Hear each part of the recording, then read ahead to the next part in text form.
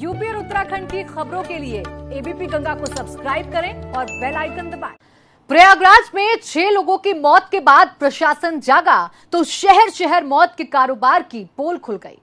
आगरा और गोंडा में कार्रवाई हुई तो जहरीली शराब का जखीरा बरामद हुआ और साथ ही गिरफ्तार हुए मौत के सौदागर।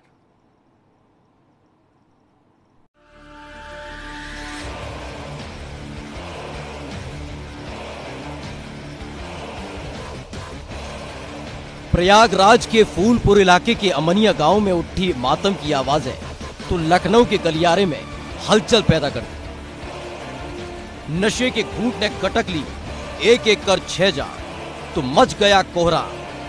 रात के इसी अंधेरे ने अधिकारियों की पेशानी पर परेशानी का पल्ला दिया और उठती हुई मैयतों ने पूछ लिया था सवाल कि कितनी जाने। और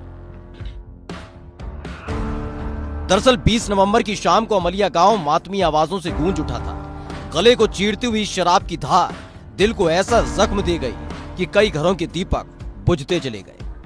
अमलिया गांव की सरकारी शराब की दुकान पर धड़ल्ले से बिक रहा था जहर और उसी जहरीली शराब ने 6 लोगों की जान को ली लिया। आनन फानन में कार्रवाई का दौर शुरू हुआ तो सोया हुआ स्थानीय प्रशासन जाग गया और साथ ही जागा उनका जमीर और 7 लोगों को गिरफ्तार कर लिया गया। तो वहीं 2 पुलिसकर्मी और एक आबकारी अधिकारी पर गाज भी गिर गई। प्रयागराज से दिल झकझोर देने वाली इस वारदात ने एक बार फिर से जिलों में जिले लाही बनकर आराम फरमा रहे अधिकारियों की नींद को हवा कर दिया। फिर शुरू हुआ जिले दर जिले कार्रवाई का दौर।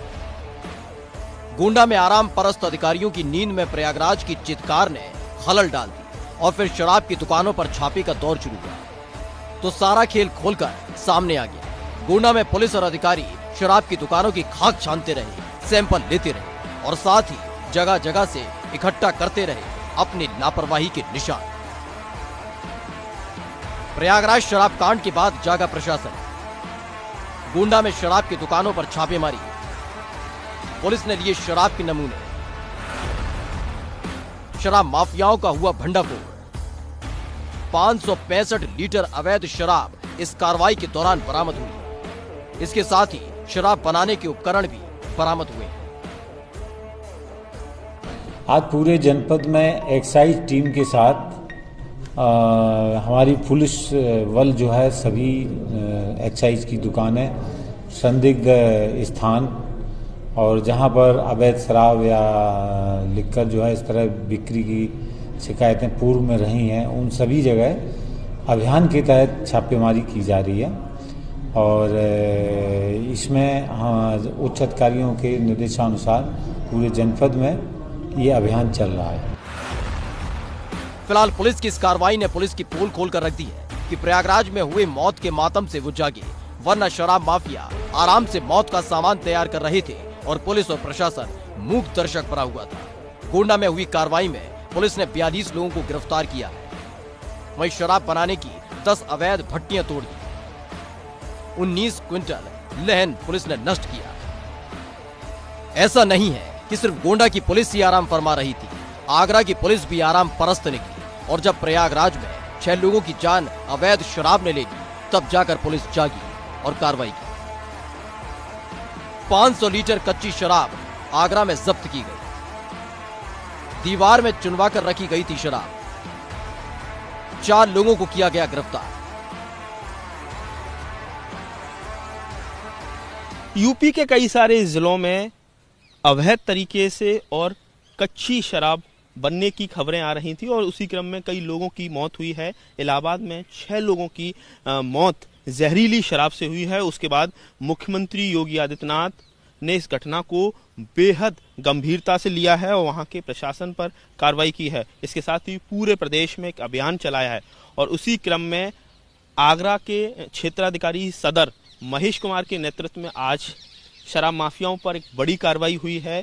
3 लोगों को थाना ताजगंज की पुलिस ने बसई खुर्द इलाके से अवैध तरीके से शराब बेचते हुए पकड़ा है। सुबह करीब 5 से 6 बजे के बीच आगरा के कई सारे थानों की फोर्स ने वहां रेड कंडक्ट की बसई खुर्द इलाके में, तो पता चलता है कि 3 लोग जो गिरफ्तार हुए हैं उनके घर में बड़े स्तर पर धौलपुर से लाई हुई कच्ची शराब को एकत्र किया गया था और वहां से वो बड़े स्तर पर पूरे शहर में उसकी सप्लाई हो रही थी।